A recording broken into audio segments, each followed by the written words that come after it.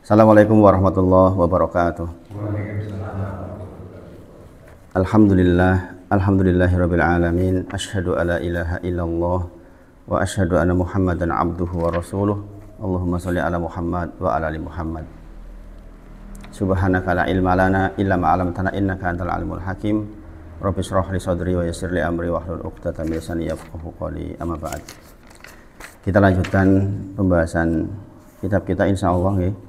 Kemarin sudah sampai ciri-ciri husnul khotimah yang keberapa? Yang ke-10 nggih. Terakhir mati karena mabuk laut dan tenggelam nggih. Iya toh? Nggih. Sama yang dimangsa binatang buas sudah nggih. Meninggal karena dimangsa binatang buas. Tentu saja ini bekalnya tetap bekal bagi yang punya la ilaha illallah nggih. Dimakan binatang buas nek wong non muslim ya tetep mlebu neraka. Ini bicara tentang wilayah wilayah bahwa orang itu punya la ilaha illallah. Musuhnya Rasulullah ada yang dimakan binatang buas, dia masuk neraka jahanam kan. Yang mau bunuh Rasulullah itu, ya kan? Kan Rasulullah doain untuk dimakan oleh binatang buas dan terbukti kan. Yang seperti itu bukan syahid yang seperti itu. Ini muslim, kebetulan dia tertikam kena wabah taun kayak kemarin itu waktu corona itu, taun dan darah yang dialirkan sia-sia, darah yang dialirkan sia-sia itu juga termasuk yang mati syahid. Orang dibunuh tanpa kelitih contohnya lah. Kan pernah tuh di Jalan Bantul itu ada ibu-ibu masuk ke Indomaret tahu-tahu di pencelas sama pelitih, itu pernah terjadian tuh itu. Nah itu yang seperti itu mati syahid itu. Kemudian dimangsa binatang buas, tenggelam, terbakar, sakit perut dan radang selaku dada merupakan kesyahidan. Saya belum pelajari tentang radang selaku dada itu penyakit apa. Saya belum sempat buka-buka itu. Nanti jangan bisa buka-buka mungkin. Kemudian yang ke-12, tersedak air lalu mati. Ini juga termasuk syahid. Tersedak air lalu mati. Ibnu Hajar dalam kitabnya berkata bagi At-Tabarani dari hadis Ibnu Abbas yang diriwayatkan secara marfu berarti sampai ke Rasulullah SAW dengan lafaz seseorang yang mati di atas tempat tidurnya di jalan Allah adalah syahid.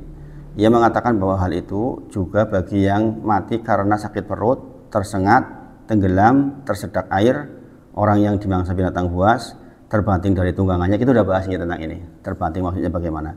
Dan orang yang darahnya dilahirkan secara sia-sia tanpa pembalasan dan yang terkena radang selaku dada.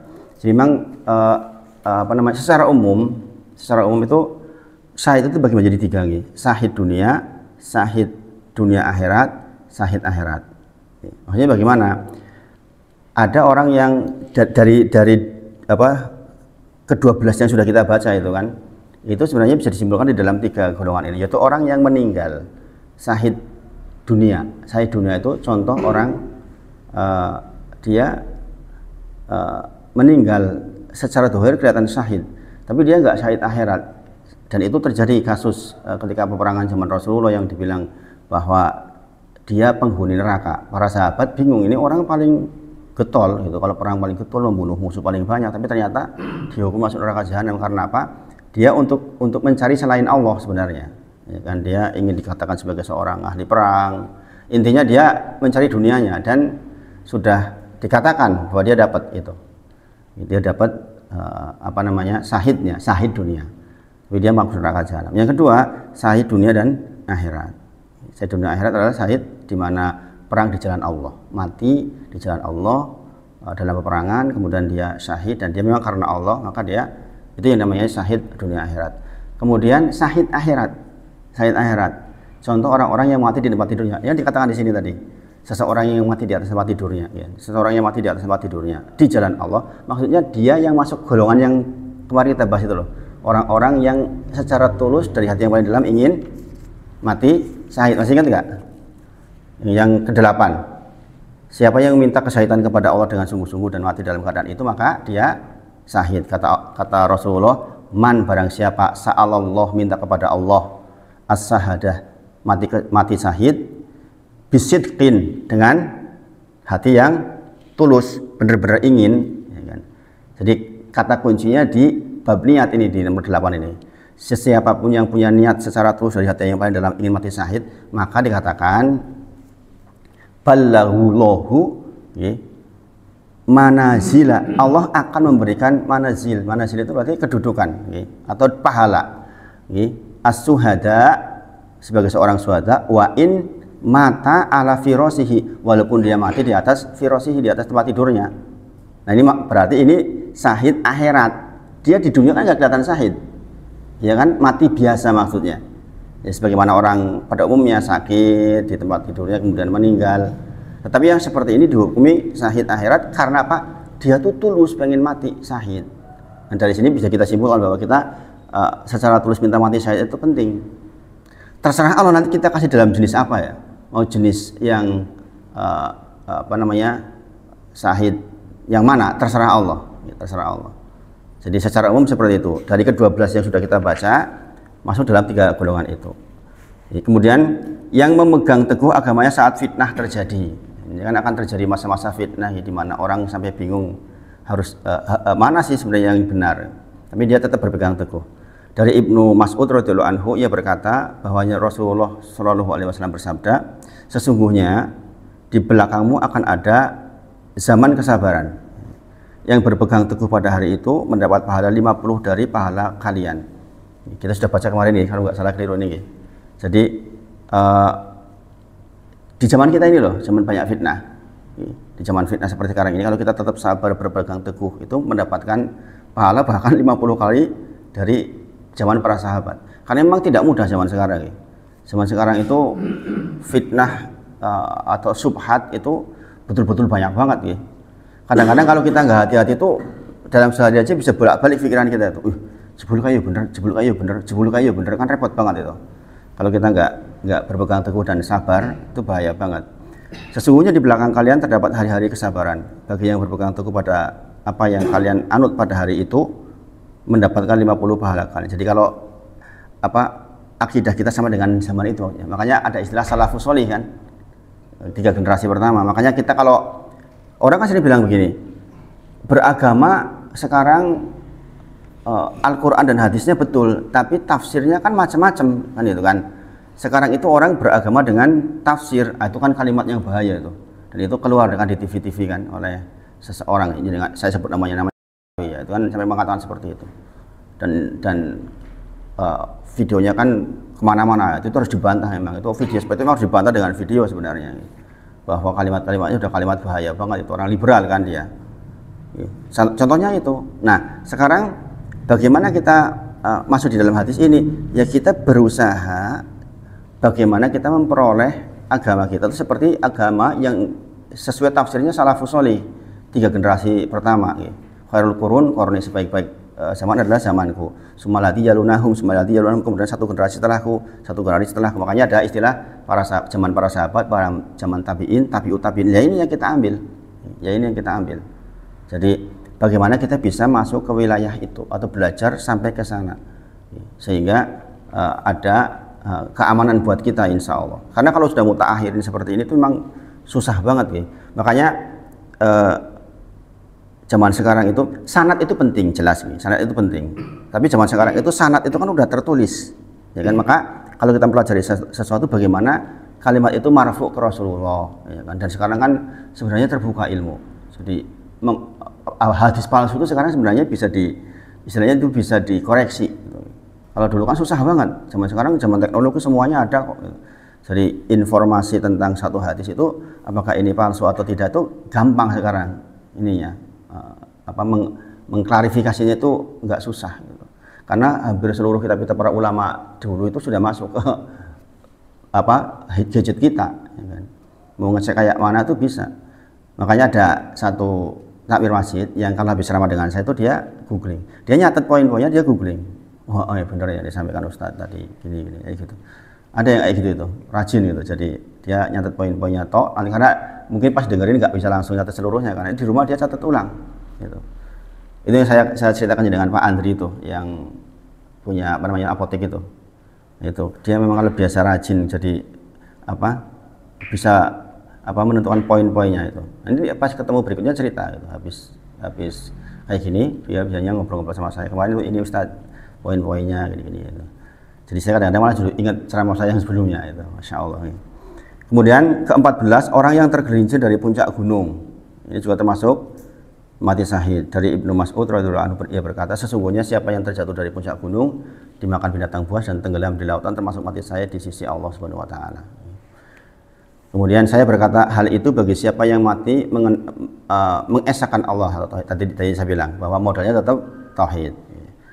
Kalau nggak tauhid mah udah nggak ada urusan dengan ini, maksudnya jelas neraka jahanam itu. Adapun yang mati dalam keadaan syirik maka bukan syahid dan Allah tidak memberinya kenikmatan kesyahidan. Jadi sekali lagi ini semua di dalam koridor orang-orang yang bertauhid kepada Allah Subhanahu wa taala. Ke-15, yang berjaga-jaga dalam medan perang. Yang berjaga-jaga dalam medan perang, bahkan ini salah satu mata yang tidak disentuh oleh neraka jahanam, gara-gara dia berjaga-jaga di jalan Allah di medan perang, di perbatasan.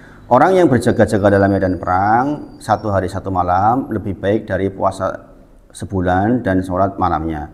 Jika ia mati maka amal yang sedang dia lakukan terus berlaku, diberikan kepadanya rizkinya dan terhindar dari fitnah. Masya Allah. Jadi ini orang-orang yang kayak tentara, yang memang betul-betul karena Allah, dapat pahala banyak itu, pahala atas sebagai kepala keluarga mencari nafkah untuk keluarganya, pahala atas agamanya kalau dia tahu ilmunya seperti ini, sehingga dia bernilai syahid ketika meninggal. Setiap yang mati ditutup amal terakhirnya, kecuali orang yang mati berjaga-jaga dalam perang di jalan Allah, karena amalnya terus berkembang sampai hari akhir dan terhindar dari fitnah kubur. Masya Allah, Masya Allah. Memang Islam itu segala sesuatu yang dimensinya itu umum itu dipahalai besarnya, jangan perlu tahu tuh. Makanya kalau jangan berbuat untuk keperluan umum itu bersyukur. Kalau jangan kok diberi nikmat oleh Allah bisa melakukan kegiatan yang sifatnya bermanfaat untuk umum, itu jangan bersyukur. Mas Jono sekarang jadi ketua takmir itu sedang dalam proses syahid itu, Mas Jono, kalau jangan karena Allah itu. Jangan ketika melaksanakan aktivitas kegiatan yang terkait dengan keumatan, nanti akan masuk itu, diantaranya orang yang meninggal dalam keadaan beramal soleh, termasuk diantaranya seperti ini contohnya nih.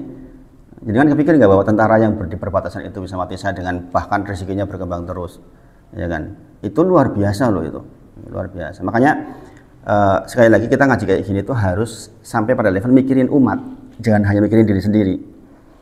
Bagaimana kita mikirin umat? Salah satu motivasi saya seperti ini kan itu, bagaimana kita bisa sekemampuan kita nggak tahu ya kemampuan kita di mana, kita pokoknya sebatas yang kita lakukan kita mampu. Itu penting banget itu, hal-hal ini penting itu. Makanya saya katakan hal-hal berpikir keumatan itu nanti akan membuahkan hasil yang luar biasa. Saya merasakan betul ketika saya terjun ke dunia dakwah itu beda dengan dulu ketika hanya untuk diri sendiri. Awalnya saya kan belajarnya untuk diri sendiri saja, saya nggak mau dakwah dulu itu. Kalau bukan karena istri saya dorong-dorong, saya nggak mau dulu itu, pokoknya saya hanya untuk keluarga, saya belajar kitab untuk keluarga, untuk menyelamatkan keluarga, kayak gitu dulu motivasinya, nggak sampai kepikir untuk dakwah gitu. Tapi dengan seiring berkembangnya waktu dakwah seperti itu, Masya Allah, saya menyampaikan informasi kayak gini, nggak sengaja orang kemudian beberapa jamaah datang itu ngobrol itu semuanya itu ayo digotong gitu. Tahu nggak? Jadi kan kalau lihat ceramah saya yang di Gunung Sembum, Pak Mas Farhan waktu itu datang kalau nggak keliru, yang hari Rabu itu, saya menyampaikan tentang salah satu wakaf yang sedang lagi digagas oleh Hasbi, tempat anak saya mondok haji saya itu, butuh dana sekitar 463 juta. Dalam 2 bulan itu sudah terkumpul tinggal kurang 134 juta lah. Salah satu jamaah di Gunung Sembum, Mas, WA ke saya pulang itu, Ustadz saya minta nomor rekening yang putrinya dengan di sana. Masya Allah, orang kalau sudah digugah hatinya, ini bukan masalah kaya miskin, Orang kaya kalau nggak punya hikmah, nggak diberi daya, nggak bisa. Orang punya ratusan miliar nggak bisa ngeluarin uang sampai puluhan juta, nggak bisa. Tapi karena keyakinan tentang kehidupan setelah kematian itu, Masya Allah. Saya heran loh sebenarnya tuh. Saya itu nyebut itu nggak lebih dari 10 detik loh menyebutkan kalimat itu, tapi ketangkep. Saya aja mungkin lupa itu dengan ceramah itu waktu itu. Ternyata saya tadi menyampaikan tentang hal itu. WA sampai ke rumah itu. Ustadz saya minta nomor rekening yang tadi jangan sebutkan itu di mana tuh, di pondok mana gitu. Masya Allah. Nah itu yang orang-orang yang berpikir keumatan. Jadi seperti ini, orang-orang yang berjaga-jaga di medan perang, coba bayangin, ya berkorban untuk siapa coba? Ya untuk keluarganya tentu saja. Sebagai seorang tentara misalnya, dia menghidupi keluarganya. Bisa jadi sebagian motivasinya tentu saja karena itu, ya kan? Sebagai kepala keluarga dia menghidupi keluarga. Tapi dari sisi lain, kalau dia punya kecukupan ilmu ya karena Allah, maka dia dapat pahala yang masya Allah. Masya Allah. Makanya jenengan yang sudah ngaji seperti ini, mulailah berpikir keumatan. Apa yang bisa gitu? Apa yang bisa? Bukan mencari sesuatu, tapi apa yang bisa kita lakukan untuk keumatan.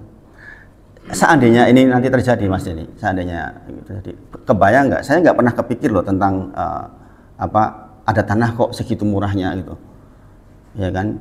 Alasannya apa? Yang tokohnya bilang, saya udah 67 tahun Ustadz, saya pengen urun minimal kalau saya mati ada bagian tanah saya yang saya pernah ikut terlibat besok saya hadapan ke Allah. Gitu bayangin Mas, itu bagaimana Allah menggugah hatinya coba. Jadi saya mungkin nggak punya apa-apa, tapi saya pengenlah, saya ada tanah seperti ini, saya pengenlah untuk ikut urunnya saya ya begitu maksudnya tuh, ya kan? Nggak menjual dengan harga normal. Itu menurut dia sudah urun, dan itu betul itu betul. Ya, kalau dihargai normal berapa coba tuh nilainya, banyak banget itu, ya kan? Masya Allah. Kemudian ke-16, siapa yang menghadap pemimpin yang lacut? Ini juga perjuangan besar. Siapa yang menghadap pemimpin yang lacut? Tahu lacut gitu, lacutnya mau elek lah, pemimpin elek. Lantas ia menyuruh melakukan kebajikan dan melarangnya dari melakukan kemungkaran, namun ia terbunuh. Sering itu terjadi seperti ini. Ya kan, dari kisah sejarah kalau kita baca itu banyak orang-orang ulama yang datang, para salafus soleh itu kan kalau mengingatkan para pemimpin itu kan nggak seperti sekarang itu yang mengatakan demo itu sampai hukumnya haram, ya kan? Karena para ulama itu dulu datang langsung empat mata, tidak mengumbar di tengah-tengah masyarakat, kemudian dengan resiko dua itu, dan sering-seringnya tuh terbunuh, sering-seringnya terbunuh. Memang resikonya penting. Maka itu mati syahid, yang seperti itu mati syahid. Jadi zaman sekarang ngadep presiden, kekuatannya luar biasa, kebetulan zalim, kita datang sanjang. Tapi zaman sekarang ketemu ya angin pol-polan ya. Tapi intinya seperti itu. Intinya kalau kita mengingatkan pemimpin yang memang dia pemimpin itu jahat sekali, kalau kita terbunuh maka mati syahid. Yang ke-17, mati dalam keadaan mengerjakan amal baik. Nah, ini secara umum, mati dalam keadaan mengerjakan amal baik. Rasulullah bersabda, barang siapa yang ditutup ajalnya dengan puasa sehari, maka ia masuk surga. Ini Masya Allah. Makanya kita itu berusaha beramal soleh terus. Salah satu amalan harian seorang muslim apa? Memperbaiki niat, ya kan? Makanya kita tuh selalu memperbaiki niat setiap hari. Jadi dengan yang kerja di kendaraan misalnya Mas, dengan niatnya karena Allah Mas. Saya nyuci itu karena Allah. Saya melayani customer karena Allah. Bukan hanya semata-mata karena harta, tapi karena Allah. Sebagaimana kita sudah bahas ya, bahwa segala sesuatu bergantung kepada niatnya. Segala sesuatu bergantung kepada niatnya. Seperti tadi, mati di tempat tidur karena niatnya mati syahid. Bagaimana kita sudah pernah bahas nih, barang siapa yang atafirosahu datang ke tempat tidurnya, wa huwa yanwi ayakuma, sementara dia niatnya karena ingin menegakkan salat lail, kemudian wa ghalabathu ainuhu, kemudian dia dikalahkan oleh kedua matanya, ngantuk banget, hatta yusbiha, sampai datang waktu pagi, maka kata Rasulullah, kutiba lahu manawa, dia ditulis di catatan amalnya itu seperti apa yang dia niatkan. Niatnya sholat malam, walaupun dia ngorok sampai subuh, karena niatnya sholat malam dianggap sholat malam. Adapun tidurnya tadi adalah sodaqotan alaihi mirrabbihi, adalah sodaqah dari Allah untuk dirinya. Jadi kadang-kadang ya itulah makanya memperbaiki niat. Pokoknya kita itu memperbaiki niat setiap waktu. Dari hampir sekian banyak yang kita baca ini kan terkait dengan niat, terkait dengan baiknya niat, pentingnya niat. Apabila Allah menghendaki bagi seorang hamba suatu kebaikan, niscaya ia mencari amalnya. Ditanya, bagaimana Allah mencari amalnya? Nabi bersabda, Allah memberi taufik kepadanya untuk melakukan amal baik sebelum kematiannya. Kemudian diambillah nyawanya dalam keadaan itu. Coba, saya pernah ceritakan ke jenengan di rumah sakit PKU Gamping, ada orang merah-merah, rambutnya merah-merah dan sebagainya, mau cicilan lah. Secara dohir bocah mabukan gitu. Kecelakaan di jalan Godean, dibawa ke situ. 3 hari itu tiap hari minta dibangunin subuh. Anak ini katanya nggak pernah sholat sebelumnya. Minta dibangunin, kalau subuh aja minta dibangunin. Subuh kan susah, bagaimana coba? Minta dibangunin sampai yang hari terakhir itu nangis-nangis, pokoknya saya mau sholat subuh di masjidnya. Dituntun sholat mati, bayangin. Ada yang kayak gitu loh. Jadi ini yang dikatakan mencari amalnya itu maksudnya. Mungkin dia hatinya punya kebaikan, wallahu alam. Makanya saya sering sekali mengatakan kita tuh jangan ngejat orang secara fisik, apalagi kalau belum mati. Nggak boleh. Nggak boleh. Makanya saya bilang pada orang-orang yang mohon maaf dikatakan ahli bid'ah dan sebagainya pun saya nggak pernah loh negative thinking sama sekali. Bisa jadi dia punya amalan-amalan yang sangat baik yang kita nggak tahu, ya kan? Yang kita nggak tahu. Makanya sepanjang dia punya la ilaha illallah kita hormati penuh dan berprasangka baik dia masuk surga. Coba kalau kita berpikirnya seperti ini nggak akan ada pertengkaran antar firqah, yakin sudah itu. Bahwa kita menyampaikan hukum ya. Menyampaikan hukum itu ya sebagaimana yang kita pahami, tetapi ngejat itu jangan. Ngejat itu jangan. Karena coba bayangkan, itu kan fakta-fakta seperti yang saya ceritakan dengan istrinya Mas Yuli itu, meninggal dalam kondisi seperti itu, Masya Allah. Padahal beliau ceritanya biasa saja itu anunya, kegiatan hariannya. Ya yang ternyata di antara kelebihannya yang banyak banget nolongin orang, hal seperti itu. Itu Masya Allah, Masya Allah. Ke-18. Siapa yang berdoa dengan doa Nabi Yunus, la ilaha illa anta subhanaka inni kuntu minadz dzalimin, gitu doanya, sebanyak 40 kali di waktu sakit, maka termasuk mati syahid. Makanya kalau jangan sakit, langsung la ilaha illa anta subhanaka inni kuntu minadz dzalimin. Itu efeknya luar biasa itu. Jikalau kita dikehendaki sehat, maka akan diberi ketenangan. Jikalau kita dikehendaki mati pun akan diberi ketenangan. Itu penting, ya kan? Yunus, Nabi Yunus. Ini dalam Quran surah Al-Anbiya nih. Al-Anbiya. La ilaha illa anta subhanaka inni kuntu minadz dzalimin. Ini Quran surah Al-Anbiya 87 kalau jangan mau baca di Al-Qur'an. Ini merupakan doa Nabi Yunus alaihissalam. Rasulullah bersabda, siapa saja dari muslim yang berdoa dengan doa ini di waktu sakitnya sebanyak 40 kali. Jadi pastikan dengan menghitung 40 kali kalau sakit. Begitu jangan terasa sakit, ucapkan la ilaha illa anta subhanaka inni kuntu minadz dzalimin. La ilaha illa anta subhanaka inni kuntu minadz dzalimin. La ilaha illa anta subhanaka inni kuntu minadz dzalimin. Sebanyak 40 kali maka dia tergolong mati sakit, mati syahid. Namun jika ia sembuh, maka ia sembuh dalam keadaan semua dosanya dalam kondisi diampuni. Nah, itu saya bilang. Ini saya bilang, jenengan coba nanti kalau sakit ya. Yang dirasakan nanti sesakit apapun diberi tentrem. Saya pernah sakit tumbuh gigi geraham. Sampai ada lelucon, nek orang merongos gini tunggu gigi geraham lorok katanya sakit. Nek merongos orang ini longgar katanya. Saya dulu ketika tumbuh gigi geraham itu 3 minggu itu sakitnya itu saya termasuk merasakan yang sakit teramat sakit, salah satunya itu. Ini sakit kok sampai kayak gini, sampai kayak dari ujung rambut sampai ujung kaki itu sakitnya tuh enggak ketahan. Nah itu waktu itu yang banyak saya amalkan adalah la ilaha illa anta subhanaka inni kuntu minadz dzalimin. Nah itu diberi ketenangan luar biasa. Jadi sekali lagi makanya bagaimana enggak tenang kalau diberi kesembuhan. Tentu saja diampuni dosa-dosanya. Kalau meninggal dalam kondisi syahid. Maka sebelum itu terjadi pun sudah tenang. Maksudnya sebelum mati beneran tetap dikasih tenang. Sebelum sembuh beneran itu dikasih tenang. Nah itu penting itu. Dan jangan tahu tentang kalimat la ilaha illa anta subhanaka inni kuntu minadz dzalimin. Ini memang kalimatnya luar biasa. Ini kalimat tauhid. La ilaha illa anta, ya kan? Tidak ada zat yang diibadahi dengan benar kecuali Engkau. Subhanaka, maha suci Engkau. Inni kuntu minadz dzalimin. Ini kuntu sesungguhnya aku tuh orang yang zalim. Makanya seperti kemarin saya sampaikan 3 unsur yang membuat seseorang sangat dicintai oleh Allah di dalam doanya. Salah satunya adalah menerangkan keadaan dirinya. Aku butuh tenan ya Allah, saya itu bukan siapa-siapa, saya itu ya zalim, ya kan?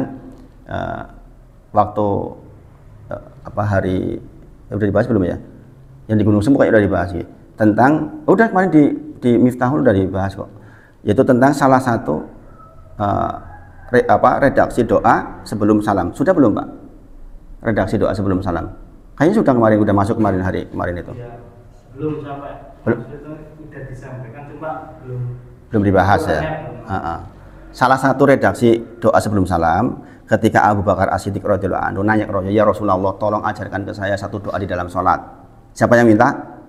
Abu Bakar. Siapa yang minta sekali lagi? Abu Bakar As-Siddiq radhiyallahu anhu. Khulafaur Rasyidin yang imannya sangat besar. Minta doa ke Rasulullah, ya Allah, ya Rasulullah, ajarkan ke saya satu doa di dalam sholat. Maksudnya di tasahud akhir.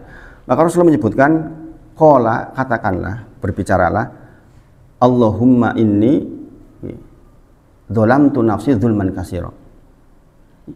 Allahumma ya Allah, sesungguhnya aku ini dzalamtu nafsi, menganiaya diri sendiri. Dzulman katsira, dengan penganiayaan yang banyak. Maksudnya apa? Para ulama kalau menyebut doa-doa ini, doa seperti ini tuh sampai pada nangis. Kenapa coba? Bayangkan, yang minta doa itu Abu Bakar As-Siddiq. Masih disuruh Rasul mengatakan, ya Allah, sesungguhnya aku itu menzalimi diri sendiri. Terus kita siapa ini, kita ini dibandingkan Abu Bakar As-Siddiq? Ya enggak? Abu Bakar As-Siddiq saja masih suruh mengatakan, sesungguhnya aku dzalamtu nafsi. Dzalamtu nafsi tahu nggih? Kita sudah pernah bahas. Dzalamtu nafsi itu menganiaya diri sendiri. Contoh, dikasih mata sehat kok bukan untuk ibadah, itu dzalamtu nafsi. Ya kan? Diberi sehat badan, nggak tegak sholat, itu dzalamtu nafsi. Diberi harta banyak, nggak banyak sedekah, itu dzalamtu nafsi. Dan kebanyakan kita seperti itu. Makanya Allah tuh cinta banget kalau orang di dalam doanya mengatakan, Allahumma inni dzalamtu nafsi dzulman katsira. Dan itu menjadi syarat di antara kecintaan Allah terhadap doa seorang hamba. Maunya menerangkan kebutuhannya dan menerangkan dirinya. Jadi seperti orang mau meminta sesuatu lah, meminta sesuatu duduknya dia punya apa-apa kan, ya gimana? Namanya orang mau permintaan, ya Allah saya itu miskin, saya nggak punya, kan gitu kan? Ya kan? Ketika orang mau berhutang, mohon maaf, orang berhutang bawaannya Pajero ya, terus ya kan? Dia menunjukkan bahwa dirinya itu benar-benar butuh. Allah tuh cinta banget kalau ada seorang hamba yang menunjukkan kebutuhan dirinya, menunjukkan kehambaannya itu. Yang namanya hamba itu bagaimana? Hamba itu hanya berharap kepada Rabb-nya itu. Makanya redaksinya adalah Allahumma inni dzalamtu nafsi dzulman katsira la yaghfiru dzunuba illa ants faghfirli, ya kan? Faghfirli, ampuni aku. Itu salah satu redaksi yang nanti kita bahas di di Miftahul Jannah insyaallah. Di antara sunnah yang ke-11 dalam sholat adalah membaca doa sebelum salam. Salah satu redaksinya itu ada sekitar 6-7 redaksi. Salah satu yang dibahas adalah doanya Abu Bakar As-Siddiq radhiyallahu anhu. Jadi ini juga sama. Doa ini, doa yang menyebutkan sesuatu yang sangat utama, yaitu kalimat tauhid. La ilaha illa anta subhanaka inni kuntu minadz dzalimin. Dari Aisyah diriwayatkan bahwa ia bertanya kepada Rasulullah Shallallahu Alaihi Wasallam tentang wabah penyakit. Maka Nabi memberitahukan kepadanya bahwa ia merupakan azab dari Allah yang dikirim kepada siapa saja yang ia kehendaki. Lalu Allah menjadikannya rahmat bagi orang-orang mukmin. Jadi secara asal wabah itu azab, tapi itu menjadi rahmat bagi orang mukmin. Bagi orang non mukmin, non muslim itu azab. Tapi bagi mukmin itu adalah rahmat karena dengannya mendapatkan kesahidan. Tidaklah seorang hamba yang terkena wabah penyakit kemudian ia tinggal di negeri yang terkena wabah itu dengan sabar karena tahu bahwa tidak menimpanya kecuali apa yang telah dituliskan Allah baginya, tidaklah kecuali pahala syahid. Pahala syahid. Makanya saudara-saudara kita yang mati kemarin waktu corona, kalau dia bersabar di atasnya, insya Allah mati syahid. Kita berprasangka baik, nggak usah ribut menghukumi apa sih, mau sih kayak pemabuk mati, ya terserah Allah. Makanya dikatakan yang Allah kehendaki kok, ya kan? Orang mati tenggelam dalam keadaan maksiat bagaimana? Para ulama mengatakan tetap syahid itu. Dia lagi bermaksiat, kemudian dia mati tenggelam, tetap syahid. Bayangin sampai seperti itu para ulama. Makanya kita tuh berprasangka baik. Gitu. Kadang-kadang kita tuh suka ribut menghukumi orang lain gitu. Lupa gitu tentang dirinya sendiri. Kalau ada informasi seperti itu, ya sudah, kita berprasangka baik, insya Allah syahid. Gitu. Gak usah kemudian masa sih lagi mabuk ini, ya urusan Allah itu. Kan banyak tuh yang seperti itu. Wah ini ustadz dia stres, masa sih orang kayak itu mati syahid. Jadi dalilnya begitu. Gitu. Dan emangnya susahnya apa kalau kita menilai orang mati syahid? Ya enggak? Susahnya apa coba? Oh ya alhamdulillah syahid, insya Allah. Apa susahnya gitu? Mudah-mudahan dengan kita ringan seperti itu kita juga mati syahid. Itu insya Allah. Yang ke-20, mati karena terkena reruntuhan. Ini berarti kayak tahun 2006 ya, gempa itu. Itu orang-orang seperti itu mati syahid. Ya kita berprasangka baik. Orang tahu sholat tidak mati syahid kalau dia Islam. Dah. Itu aja kok mikir repot-repot gitu. Wong ora nek kaya ketok udah lah kowe sesuk malah dadi angel-angel mati syahid malahan. Ngel-ngel kayak gitu itu. Nantang Gusti Allah malahan. Mereka yang syahid itu 5. Ini jadi hadis tentang syahid itu banyak banget sebenarnya. Di sini disebutkan mereka yang syahid itu 5, yang terkena wabah penyakit, yang menderita penyakit perut, yang tenggelam, yang terkena reruntuhan, dan yang gugur syahid di jalan Allah Subhanahu Wa Taala. Macam-macam syahid. Salah satunya adalah kena reruntuhan. Makanya nanti di bab berikutnya kan tentang bagaimana kita mencapai itu. Ya kan? Di antara yang dibahas adalah tauhid. Makanya belajar tauhid itu penting banget. Jadi kita itu yang paling diupayakan itu menjaga ketauhidan kepada Allah Subhanahu wa taala. Karena yang menjadi syarat ini semua itu kan ketauhidan. Ya kan? Kalau udah punya tauhid ya sudah selesai, enggak mendapatkan yang seperti ini walaupun jenis mati seperti yang kita sebutkan itu. Yang ke-21 mati karena penyakit perut. Nah, ini juga disebutkan secara khusus. Tadi kan sudah disebutkan ya. Ini selaras dengan sabda Nabi Muhammad SAW, dan barang siapa yang mati karena sakit perut maka ia syahid. Barang siapa mati karena sakit perut yang diteritanya maka ia tidak diazab di kuburnya. Yang lain menilai iya benar, dalam riwayat lain engkau benar. Jadi mati sakit perut itu istimewa. Istimewa. Dan banyak nih para penuntut ilmu, para ulama yang meninggal juga karena sakit perut. Kalau kita lihat sejarah-sejarah para ulama banyak yang meninggal karena sakit perut. Ke-22 wanita yang meninggal pada saat nifas karena anaknya. Ya pokoknya meninggal karena kehamilan itu kebanyakan. Dan istilahnya apa itu? Bleeding. Kan banyak tuh kejadian seperti itu. Orang udah ngelahirin. Tiba-tiba setelah 3 hari tahu-tahu pendarahan dan meninggal. Salah satu teman dekat saya yang saya pernah ceritakan ke jenengan, sekarang dia hijrah total. Dulu dia punya penghasilan sekitar 30 juta sebagai salah satu pegawai di perbankan. Dia orang posisinya agak-agak top itu karena dalam waktu yang sangat singkat dia udah mencapai posisi itu. Dia telepon saya itu yang saya ceritakan sampai 2 tahun telepon saya nggak ketemu itu. Begitu ketemu dia udah hijrah. Itu dia salah satu keistimewaan ini. Makanya saya bilang pokoknya kalau bicara keumatan jangan mikirin umat itu mesti istimewa. Apa yang dia lakukan? Dia itu suami istri nggak punya anak-anak ini, nggak bisa punya anak. Setiap punya anak janinnya tuh dimakan oleh darahnya sendiri. Jadi dia udah 3-4 kali selalu seperti itu. Sudah baru 1-2 bulan hancur, 2 bulan hancur kayak gitu. Karena apa? Ada bagian dari tubuhnya yang justru memakan janinnya itu seperti darah putih berlebihan. Namanya apa itu? Penyakit apa? Leukemia. Ya, leukemia. Nah dia seperti itu istrinya, sehingga harapan untuk punya anak itu kayak mustahil. Tapi saya tahu dia orang yang selalu ingin beramal baik dari dulu, dari sejak kenal saya. Bayangin sebelumnya dia pernah nusuk orang.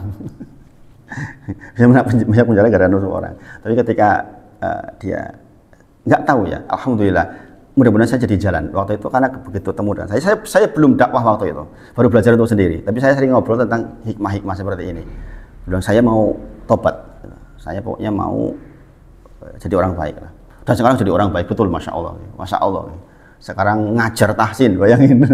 Ngajar tahsin, belajar umi sampai dapat syahadah, ngajar tahsin, bayangin. Orang seperti itu, masya Allah gitu. Nah, apa yang menjadi amalan yang saya katakan dia membuka pintu keberkahannya tuh?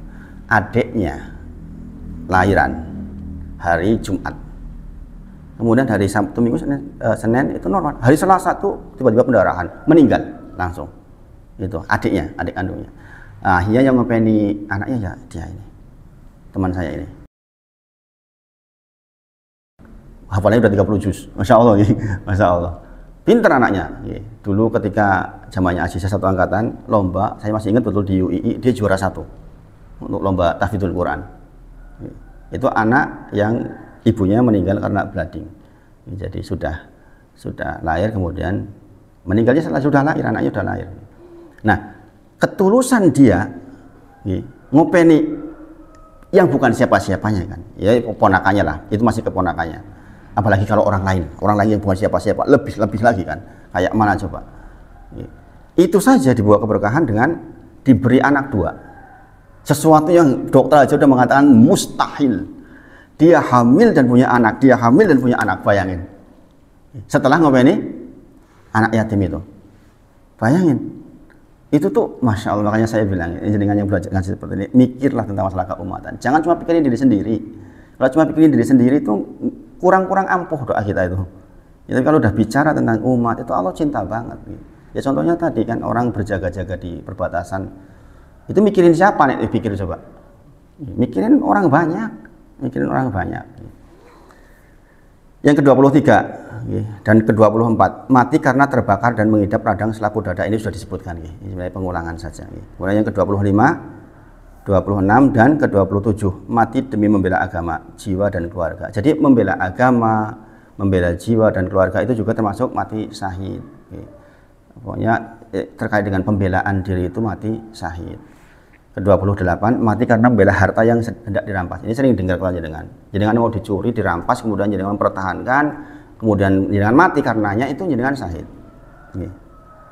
Jadi boleh milih, jenengan ada perampok melawan kemudian kita mati syahid.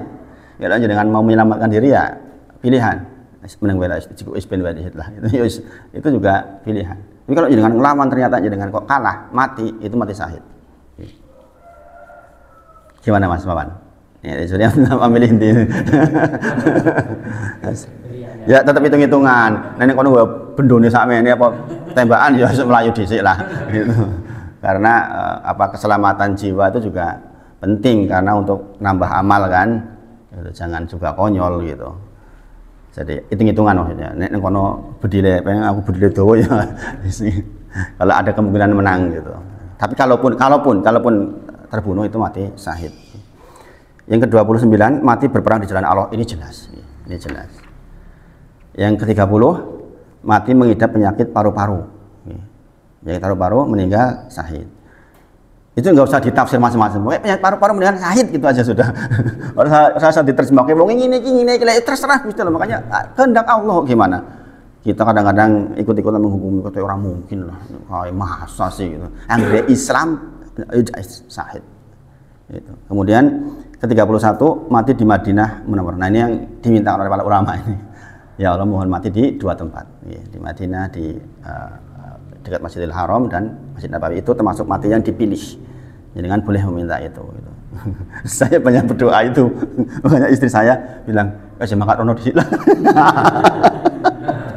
Welah parah gitu. Engko jebule kok mati saiki. Nah ini sudah kita bacakan tentang beberapa hal yang dikatakan mati syahid. Nah sekarang yang terpenting adalah bagaimana kita mengupayakan untuk mendapatkan mati syahid, kan itu yang paling penting. Ya kan, kalau informasi itu oke lah kita baca sekilas ini, insya Allah sudah kita pahami. Bagaimana kita mengupayakan? Yang pertama yang perlu dilakukan adalah menegakkan ketauhidan tentang Allah Azza wa Jalla. Itu yang saya bilang. Semua itu tadi tidak berlaku kalau enggak punya tauhid. Tauhid adalah kalimat la ilaha illallah. Kitabnya 3 jilid seperti ini. Dulu sebenarnya sudah pernah saya bahas sedikit-sedikit, yang di sini juga saya bahas itu. Itu memang kita sangat berkebutuhan dengan ilmu tauhid. Makanya ada tempat namanya Darut Tauhid, punyanya Hakim Darut Tauhid, ya kan. Rumah yang di dalamnya memang membahas tentang ketauhidan, mengesahkan Allah. Ini saya bacakan ini. Sesungguhnya urusan akidah bukan urusan sekunder. Jadi belajar akidah itu belajar yang primer. Makanya di maha, di pondok-pondok itu yang dipelajari berulang kali dengan berbagai macam jenis syarah, berbagai macam jenis kitab, itu bab ini, bab akidah. Sementara ada firqah di Indonesia yang nggak pernah mau mempelajari tauhid. Karena kalau belajar tauhid dijamin pada pergi jamaahnya, nggak bakal manut sama imamnya. itu nanti nggak mau persenan. Itu. Makanya nggak pernah bahas tauhid. Jangan tanya yang belajar tauhid, nggak ada, nggak boleh belajar tauhid. Karena kalau udah tauhid itu kan sudah menyerahkannya ke Allah dan Rasulnya. Dia bertindak atas nama Allah dan Rasulnya, ya kan, tidak bertindak atas nama imamnya. Ya kan? Padahal kalau di firqah seperti itu karena digeret ke imamnya, ya bagaimana? Ada yang kecuci banyak banget otak, kecuci gara-gara LDI itu banyak banget itu. Kenapa saya katakan banyak? Saya kenal orang-orangnya, tokoh-tokohnya pun saya kenal. Sampai sekarang apa masih ada? Masih.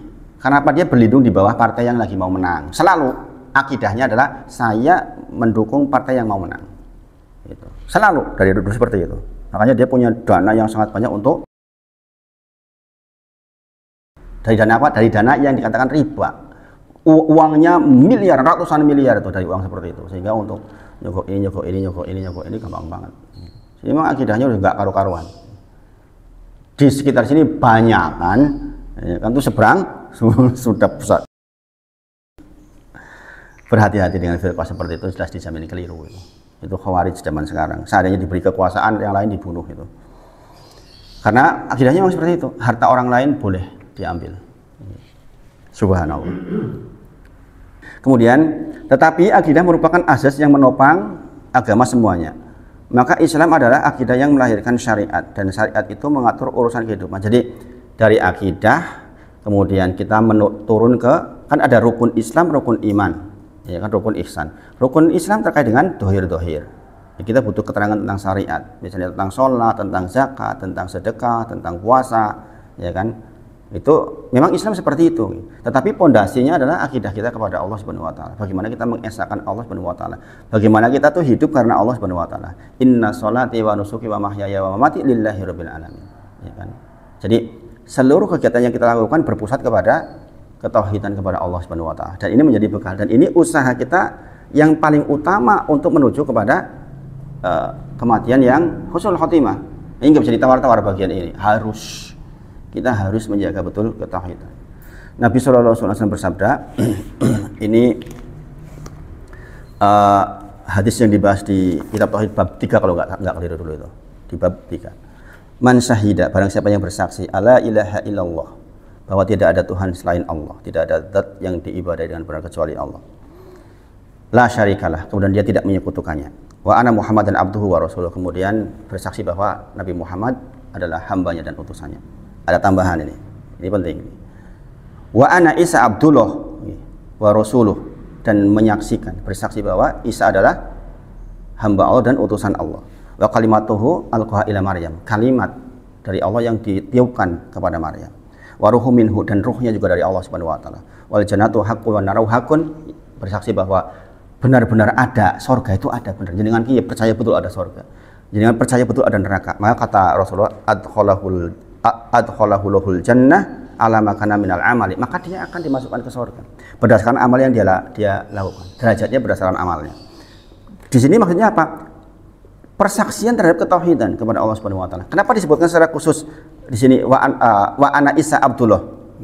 Karena banyak di dunia ini menganggap Isa itu Tuhan. Makanya dikatakan di sini ada keterangan tambahan. Maka bagi yang sudah belajar kayak jenengan yang ngasih kayak gini kan tak referensinya jadi lebih luas toh, bahwa kalimat syahadat tauhid, syahadat ta'in, syahadat kepada Allah dan syahadat kepada Nabi Muhammad SAW itu sesungguhnya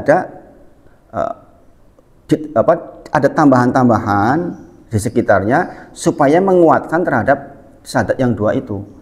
Karena kalimat la ilaha illallah itu selalu apa? Rukunnya dua, diingat-ingat gitu. Rukun la ilaha illallah adalah nafyu wa isbat. Nafyu itu adalah peniadaan, isbat itu penetapan. Lalu selalu seperti itu. Ada Allah dan jenengan yakin tidak ada selain Allah. Itu maksudnya loh. Enggak cukup mengatakan ada Allah. Ning yo jenengan yo isih meminta kepada selain Allah. Itu namanya tidak la ilaha illallah. Jadi harus ada nafyu wa isbat. Nafyu itu peniadaan, nafi itu kan peniadaan. La ilaha, enggak ada kok, enggak ada Tuhan kok. Illallah kecuali Allah. Artinya apa? Ketika jenengan berdoa, ya Allah saya mohon kepadamu rezeki, jenengan tidak lagi berharap bahwa ada unsur-unsur selain Allah yang membuat jenengan punya rezeki, itu maksudnya itu. Paham ya? Ini namanya rukun la ilaha illallah. Ini namanya menjaga tauhid itu seperti itu. Jadi enggak ada sedikit pun di dalam pikiran kita kok kita bersandar kepada pekerjaan kita, berdasar kepada bos kita, bersandar kepada customer kita. Enggak, itu pokoknya la ilaha illallah. Ya Razzaqul quwwatil matin, ya Razzaq urzuk. Ya Allah berikan kepada saya rezeki. Benar-benar jenengan itu berharap rezeki kepada Allah Subhanahu wa taala. Mungkin di antara hikmah saya Mas Denny dibuat seperti sekarang. Itu mungkin Allah sedang mendidik saya untuk masalah tauhid. Saya dibuat pekerjaan enggak berjalan dengan baik waktu itu. Supaya saya itu sadar bahwa bukan karena kepandianmu lah engkau mendapatkan rezeki. Dulu ketika di properti, bayangkan saya agak sombong, lagi mana enggak sombong, semester 4 saya sudah memulai, kemudian tiba-tiba bisa bikin properti sebegitu banyak, Mas. Saya waktu belum punya amar, waktu itu udah punya truk, udah punya ini, subhanallah. Itu kalau nggak dicabut oleh Allah, itu bahaya banget itu. Makanya saya selalu meyakini bahwa apa yang saya terima itu yang terbaik. Al khair hiratullah, yang terbaik lebih pilihan Allah. Kenapa? Kenapa saya begitu, Mas Denny? Mas Awan, kenapa saya begitu? Saya tuh sering mendengar ibu saya itu berdoa, ya Allah, malam-malam, ya Allah, mohon anakku sing jenenge Wahid, ya Allah diberi yang terbaik. Ibu saya yang paling tak eman. Gitu tuh saya tuh dengar. Sehingga saya selalu berprasangka baik apapun yang terjadi hari ini, meskipun di antara saudara-saudara saya yang sebenarnya saya yang belum punya rumah sendiri loh ya. itu saya tetap berprasangka ini yang terbaik, jadi pilihan Allah yang terbaik. Ya begini ini, gitu.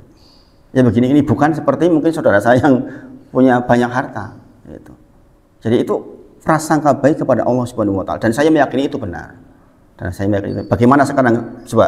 Bagaimana saya meyakini bahwa la ilaha illallah itu nafi wal isbat? Bahwa la ilaha illallah itu betul-betul kita itu menempatkan Allah satu-satunya zat yang kita sembah.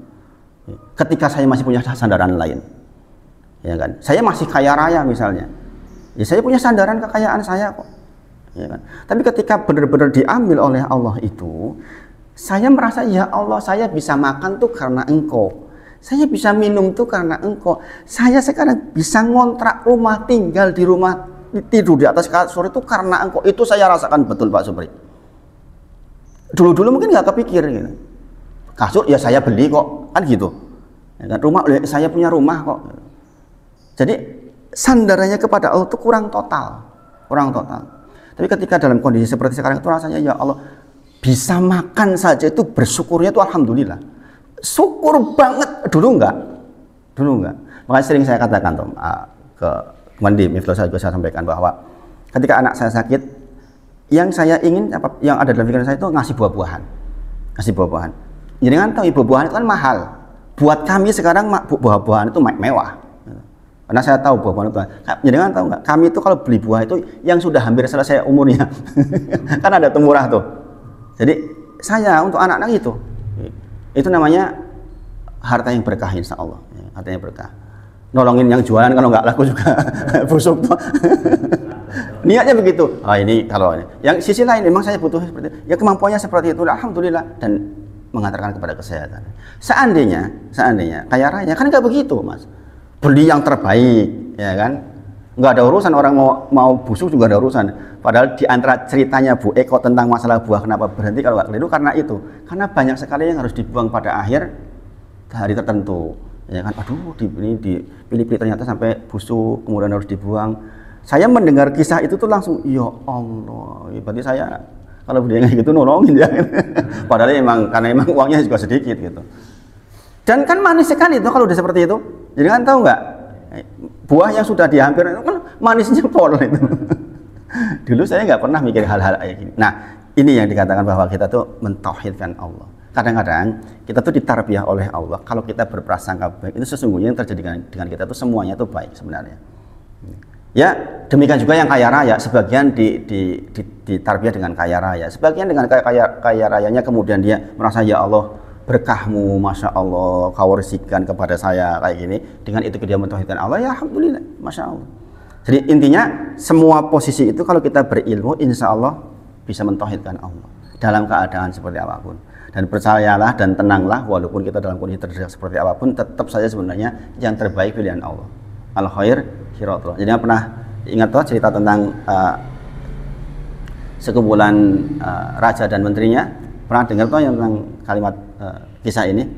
Raja dengan menterinya, kemudian menterinya selalu mengatakan al khair khiratullah. Menterinya bilang al khair khiratullah. Ya raja, al khair khiratullah. Yang terbaik itu pilihan Allah. Dan suatu ketika rajanya ada kecelakaan lah, kena ininya kepotong, tangannya tuh kepotong. Maka dia ketemu sama menterinya, al khair khiratullah, matamu, kata rajanya. Kepotong api piye tanganku cacat saiki, dipenjaralah menteri itu. Ya udah dipenjara. Kemudian raja itu punya kebiasaan berburu, ya kan. Kemudian datanglah ke sebuah tempat beserta dengan beberapa menterinya. Di sana ternyata keluar wilayah dia, masuk ke wilayah kanibalisme, ya kan. Tertangkaplah di wilayah itu. Rojo udah masuk ke wilayah lain nggak bisa punya apa-apa, ditangkaplah, kemudian dikirimlah untuk disembelih kan. Ketika dilihat, tangannya cacat iki ora iso iki. Wis kon mulih wae. Datanglah dia ke penjara itu, dikeluarin menterinya. Bener kata-katamu, al khair khiratullah. Kenapa raja? Teman-teman mati semua, saya selamat gara-gara cacat. Terus dia tanya, lantas untuk kamu di penjara al khair khiratullahnya apa? Nah ya kalau saya nggak di penjara kan saya ikut sampean, saya juga mati gitu. Gitu. Jadi memang seperti itu. Jadi kalau kita sudah meyakini al khair hiratullah, yang terbaik pilihan Allah, terus insya Allah semuanya baik. Insya Allah semuanya baik. Gitu. Itu kisahnya. Kisah. Kemudian di sini dikatakan mengangkat salah satu surat dan beberapa surat di dalam Al-Quran terkait dengan itu. Di antaranya disebutkan tentang sebentar. Belum masuk ke ayatnya, masih masuk ke hadisnya ya. Dari hadis Utbah bin Malik disebutkan, sesungguhnya Allah mengharamkan atas neraka siapa yang mengatakan tidak ada Tuhan kecuali Allah karena mengharap ridha Allah. Barang siapa yang punya la ilaha illallah, haram neraka buat dia. Makanya sekali lagi kita menghargai orang-orang apa akhirnya duwe la ilaha illallah, hormati sepenuh hati. Dia masih punya amalan aneh-aneh, pokoknya yang kalau punya la ilaha illallah hormati. Itu aja. Kalau saya prinsipnya seperti itu. Jadi kalau punya la ilaha illallah, kita hormati sepenuhnya.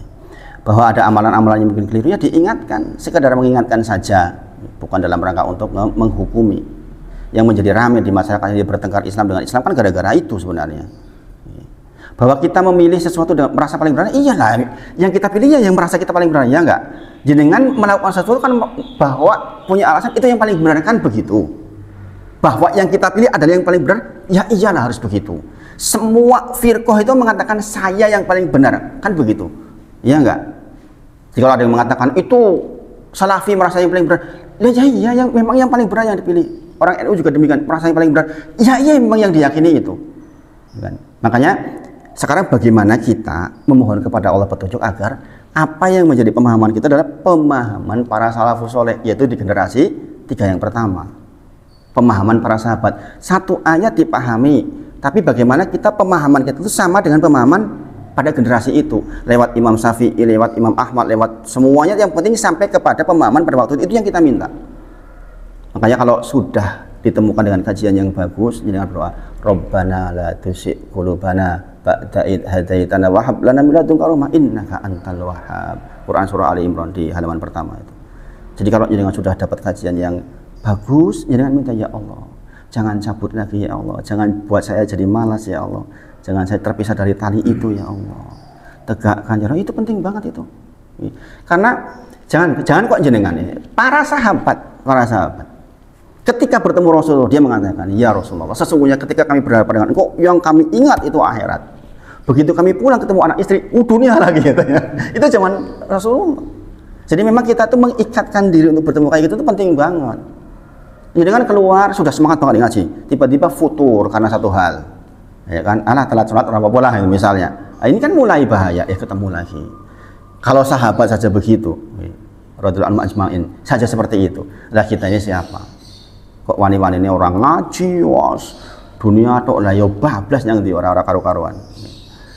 Boleh kalau sudah sesepuan, ya kan, mau ngapain juga kalau kita nggak ngaji coba, ya kan, mau sibuk apa, sibuk dunia, wis rampung lah dunia, ya kan, tinggal persiapan saja menuju ke akhirat gitu.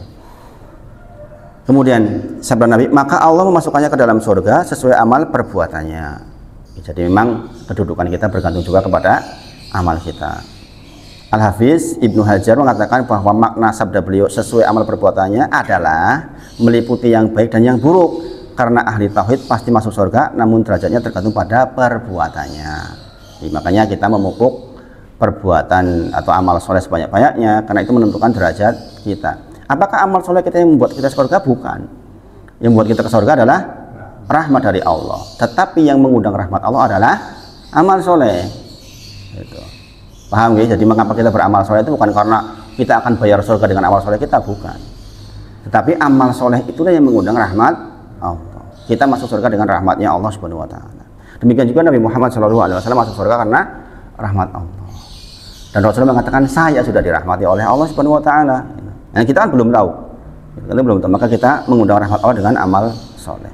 Nabi bersabda, seorang muslim ketika ditanya dalam kubur, maka ia akan bersaksi bahwa tidak ada Tuhan kecuali Allah dan bahwa Muhammad adalah hamba dan utusannya. Itulah firman Allah Ta'ala di dalam Quran surah Ibrahim ayat ke-27. Yusabbitullahu alladziina amanu bil qauli sabit fil hayati dunya wa fil akhirah. Ini yang jaminan bahwa jenengan itu akan bisa mengucapkan la ilaha illallah menjelang meninggal, dan jenengan bisa menjawab fitnah kubur adalah Quran surah Ibrahim ayat 27 ini. Yusabbitullahu alladziina amanu bil qauli sabit fil hayati dunya wa fil akhirah. Bahwa Allah itu akan memberikan jaminan dengan kalimat yang kokoh, bil qauli sabit, yaitu kalimat la ilaha illallah ketika menjelang meninggal, dan kalimat ketika ditanya di alam kubur dengan 3 pertanyaan kita bisa menjawab. Bagi siapa? Amanu. Yusabbitullahu alladziina amanu. Makanya kita menjaga iman kita terus berkualitas. Dan jenengan sudah belajar berulang kali bahwa iman itu selalu terkait dengan ilmu. Nggak bisa enggak. Ya, bagaimana kita mengimani sesuatu tanpa ilmu? Ya, jenengan mau ngaji seperti ini karena punya ilmu, bang ngaji itu bagus, itu ilmunya. Dengan pengetahuan ilmu itu jenengan jadi tergerak untuk melakukan sesuatu, meyakini sesuatu. Itu. Jadi makanya dipupuk terus, minta kepada Allah, ya Allah jaga iman saya. Sebagaimana kita tahu tadi Abu Bakar As-Siddiq dikatakan sebagai orang yang imannya sangat tebal. Imannya sangat tebal.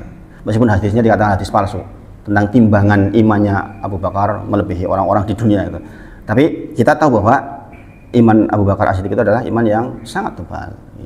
Karena memang menjadi salah juga di sini. Yusabbitullahu alladziina amanu bil qauli sabit, dengan kalimat yang sabit, yang kokoh, fil hayati dunya, di kehidupan dunia, wa fil akhir, di dunia ketika menjelang meninggal, di kuburan juga kita akan ditanya dengan pertanyaan yang kita sudah tahu dan kita bisa jawab insya Allah. Karena itu, hai hamba Allah, mari pancangkan ketauhidan tentang Allah di kolbumu. Nanti engkau akan memetik hasilnya dalam kehidupanmu di dunia, saat kematianmu, menjelang kematian, dan di dalam kubur. Dan pada saat pengumpulan dibangkitkan, nanti kita mendapatkan keutamaan. Ketauhidan tentang Allah akan menuntunmu menuju surga, naim dan ridho Allah Subhanahu wa taala. Jadi sekali lagi, langkah pertama kita mendapatkan semua yang sudah kita bahas 31 itu tentang husnul khotimah adalah bagaimana kita menjaga ketauhidan kita. Maka mempelajari tentang masalah tauhid itu bukan satu hal yang sia-sia, bahkan keutamaan. Saya kadang mikir memang ya, kita yang sudah seminggu sekali aja waktunya kurang banget. Kita belum bahas kitab tauhid, kita belum bahas hadis Arba'in dan sebagainya. Sebenarnya banyak banget yang kita pelajari yang dalam satu rangkaian sebenarnya. Makanya kita memang belajar banyak banget emang, harus banyak banget. Di beberapa masjid juga begitu. Karena ada yang sebulan sekali masjid ini. Akhirnya ibu-ibunya minta nuntut ke takmirnya, pokoknya dibuat sebulan 2 kali. Sekarang udah 2 kali. Kayaknya 2 kali juga kurang. Jangan kok 2 kali sebulan. Yang kita udah seminggu sekali kayak gini aja masih kurang rasanya kan. Kita belum belajar kitab-kitab yang lain gitu. Padahal kita jangan sudah 2 tempat kan. Di sana udah belajar fikih. Ya fikih saja banyak sekali, luas banget. Nanti setelah kita bahas sunnah, nanti akan belajar tentang sholat sunnah, ya kan. Kemudian fikih tentang sholat sunnah, kemudian fikih tentang berjamaah dan lain sebagainya, masih banyak banget lah, banyak banget itu belum fikih yang fikih terkait dengan muamalah, banyak banget fikih tentang mengurus jenazah, ya kan.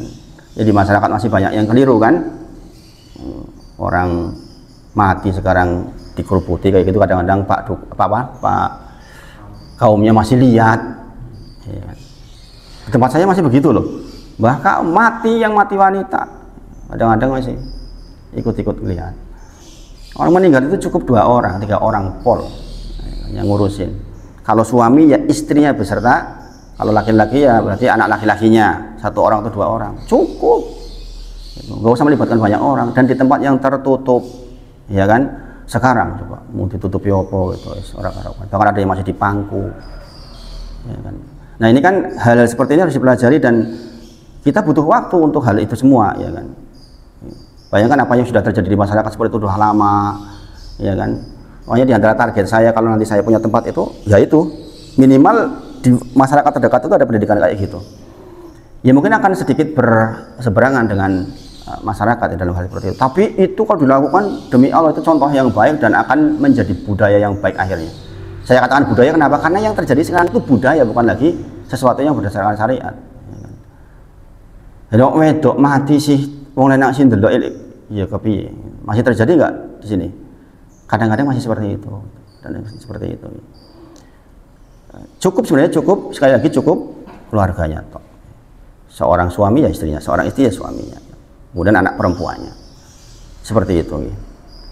Yang kedua masalah ketakwaan kita bahas berikutnya. Tauhid pun sebenarnya ini harus diperdalam tentang bagaimana kita menjaga tauhid. Berarti ini berhubungan dengan 10 pembatalan keislaman seseorang. 10 pembatal keislaman seseorang. Orang akan batal tauhidnya ketika melakukan 10 hal. Di antaranya adalah ucapan. Hati-hati dengan ucapan. Hati-hati dengan ucapan. Banyak ucapan yang bisa membatalkan keislaman seseorang.